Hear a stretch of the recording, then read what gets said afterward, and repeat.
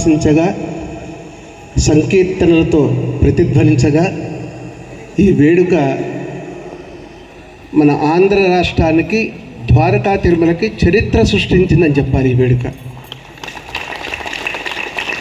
నాడు అన్నమయ్య ప్రారంభించినటువంటి ఈ సహస్ర దీపాలంకరణ సేవ చేసినప్పుడు మనం ఏ జన్మలో ఉన్నామో మనకే తెలియదు. కానీ నేడు పరమాత్మ కటాక్షంగా మనందరం ఇక్కడ ఇందాక రాంబాబు గారు చెప్పినట్టు ఈ క్రతువులో పాల్గొనటం గొప్ప విశేషం. ఈ చరిత్రలో మనం కూడా గాయకులుగా, గాయనీమణులుగా, వేద పండితులుగా, వేద విద్యార్థులుగా, నాదస్వర కళాకారులుగా ఈ చరిత్రని మనం మరొకసారి తిరగరాసామని చెప్పాలి. ఒకరోజు నారదుడు వెళ్ళాట బ్రహ్మ విష్ణు మహేశ్వరుల దగ్గరికి. ఎన్నో సంవత్సరాల క్రితం తిరుమల క్షేత్రంలో అన్నమయ్య సహస్రదీపాలంకరణ ప్రారంభించినప్పుడు నేను వెళ్ళాను, చూశాను. మళ్ళీ నాకు అట్లాంటి సేవే చూడాలనుంది. ఒకసారి మీరందరూ అనుమతిస్తే ఆ సేవ చూస్తానని బ్రహ్మ విష్ణు మహేశ్వరుని అడిగట నారద మహాముని. అడిగితే బ్రహ్మ చెప్పాట, సరే ఆ వేడుక చూడటానికి మేము కూడా వస్తాము అని చెప్పి. ఎట్లా వస్తారు స్వామి అని నారదుడు అడిగాట. అడిగినప్పుడు ఆయన బ్రహ్మ చెప్పాట, నేను సృష్టికర్తను కదయ్యా, ద్వారకా తిరుమల కర్తగా ఉన్నటువంటి సుధాకర్ రావు గారి వేషంలో వస్తానన్నట్ట. ఆయన పరమేశ్వరుడు అన్నట్ట. పరమ పవిత్రమైనటువంటి కార్తీక మాసం కదా, ఈ మాసంలో ఉత్సవం జరుగుతుంది కాబట్టి నేను కూడా సర్వసంపదలు పట్టుకొని వస్తానని చెప్పి పిపి రాజు గారిలో కూర్చున్నట్టు ఆయన వచ్చి. ఇక చిట్ట చివరికి విష్ణుమూర్తి మిగిలట. ఏమయ్యా నువ్వు మాట్లాడట్లేదు, మేమేదో తలో మాట చెప్పి తలో రూపం పెట్టుకొని వస్తూ ఉంటున్నాం కదా అంటే, నేను మోహిని అవతారం ఎత్తి చానకాలం ఏంది, మళ్ళీ అవతారాన్ని చూడాలంటే శోభారాజుగా వస్తానన్నట్టు ఆయన. ఇలా 3 రకాలుగా స్వామి అవతరించి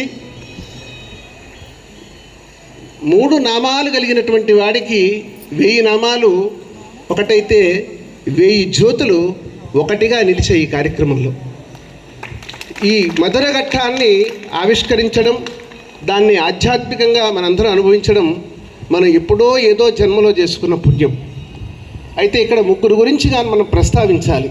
ఎందుకంటే ద్వారకా తిరుమల క్షేత్రం వైభవానికి తన జీవితాన్ని స్వామికి కైంకర్యంగా సమర్పించినటువంటి సుధాకర్ రావు గారి సేవలు శ్లాఘనీయం, ప్రశంసనీయం, అభినందనీయం.